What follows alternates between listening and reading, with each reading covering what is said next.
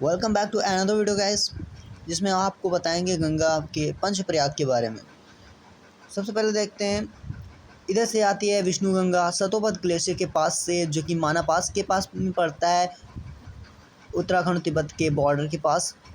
और इधर से आती है नीति पास के पास से या नीति दर्रे के पास से धौली गंगा। विष्णु गंगा और धौली गंगा मिलती हैं विष्णु प्रयाग में।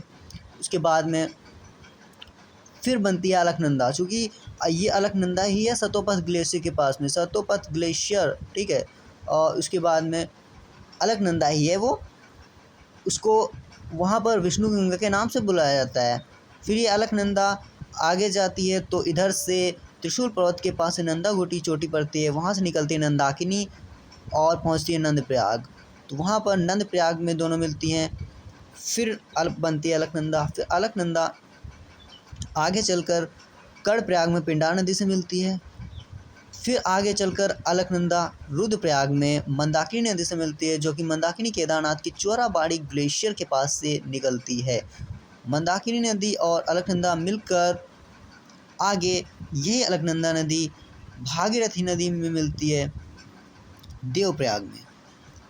भागीरथी नदी जो कि गंगोत्री से निकलती है, गंगोत्री या गोमुख से, जो कि उत्तरकाशी ज़िले में, उत्तराखंड के उत्तरकाशी ज़िले में, वहाँ से भागीरथी निकलती है। और भागीरथी और भिलांगना नदी पर फेमस डैम बना है, भागीरथी और भिलांगना जो कि भागीरथी नदी की एक सहायक नदी है, वहाँ पर बना है न्यू टिहरी डैम, टिहरी ज़िले में।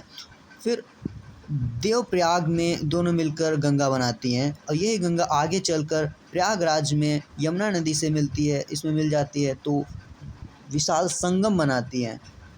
इसके आगे चलकर बिहार, झारखंड, पश्चिम बंगाल होते हुए यही गंगा नदी,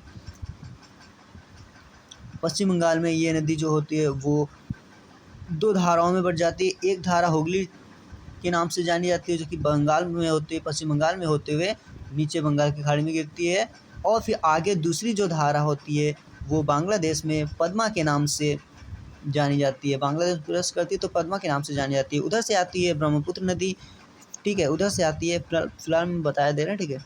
उधर से आती है ब्रह्मपुत्र नदी। ब्रह्मपुत्र नदी जमुना के नाम से जानी जाती है बांग्लादेश में। दोनों नदी मिलती हैं तो मेघना के नाम से जानी जाती हैं, और फिर उनके संयुक्त धारा को मेघना के नाम से जाना जाता है। फिर दोनों मिलकर बंगाल की खाड़ी में गिर जाती हैं।